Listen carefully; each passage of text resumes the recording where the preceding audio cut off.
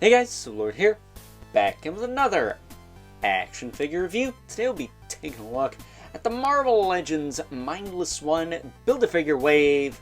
Despite the fact he has no Build-A-Figure piece, good old Matt Murdock, aka Daredevil, Ninja Daredevil to be exact. This of course brought to us by the fine folks over at Hasbro, as well as Ye Old Ollies, and of course the local friend who shall not be named for privacy reasons.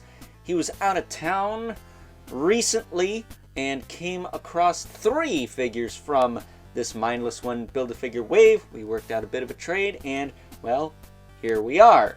That said, I'm not sure if you can hear it in the background, but apparently Jiminy Cricket thought it would be funny to freeload in my house, so if you hear a cricket chirping, he's just looking for some poor bitch to fuck, alright?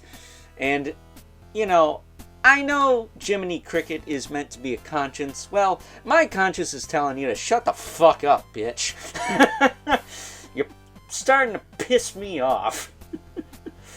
Hopefully I can sleep tonight. Either way, moving on from that vulgarity, why don't we cut right to the chase and get into the meat and taters of this review and take a look-see at all Mr. Murdock has to offer in terms of accessories.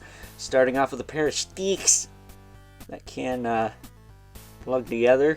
Actually, the first time I've done this. Actually has a bit of a detent to it. That's a first. Usually they just kind of slip and slide together, but that feels pretty secure. But you can give them a baton or 2 billy clubs. Oh, Billy! Then you can give him this double-bladed staff thing. Not sure what you call this. This is definitely a ninja weapon. That's faux show. But unfortunately, that's all you get. You get the staff and you get the billy clubs, which I guess fine, but a closer look at him. Do his hands pop out worth the shit? Oh, they do. So they could have given him some fists. Stingy bastards. But here he is. Matt Murdock in Mortal Kombat cosplay. He does have some wraps on his legs and his arms. He's got the baggy ninja pants, his billy club holster, if that's what you want to call it, is actually vaguely similar to a ninja's belt. How it's tied and whatever, kind of hanging off his side there. Or maybe not, but, you know, it's a little bit more than just a strap on the leg.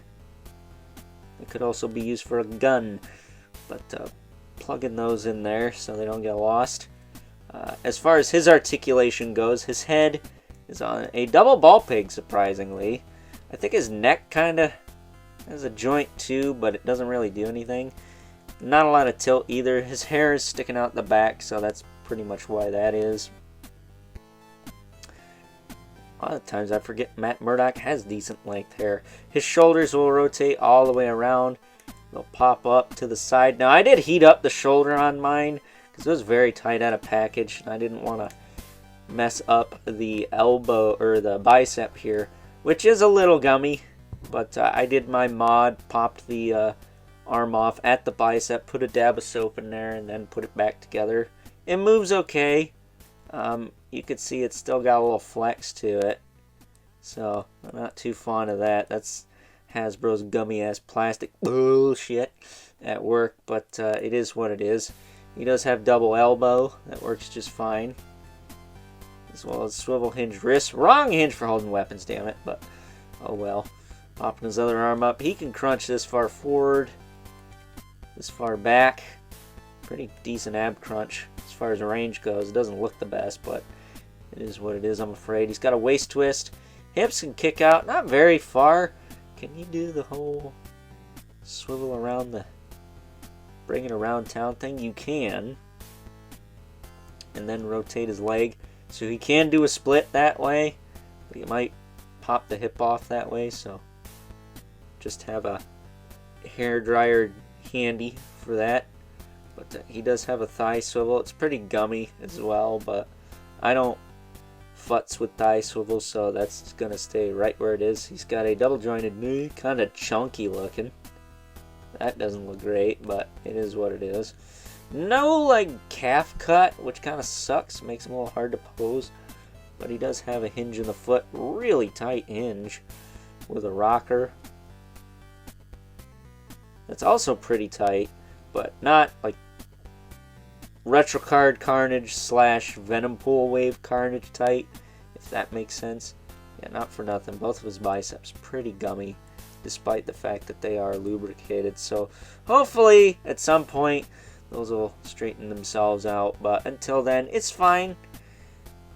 You know, it only costs $10, so can you really complain? Yes, he doesn't have fists. That's some bullshit, but oh well. He does have pickles at the bottom of his feet, however. So if you want to throw him on a stand, you could, but he could stand fine. His legs are nice and tight. Nothing wrong there. It's just a little gummy for my taste. But, yeah, I like this figure. I think it's cool. I actually like this wave. You know, I already reviewed Blade, like, what, 2 years ago now? This wave is old.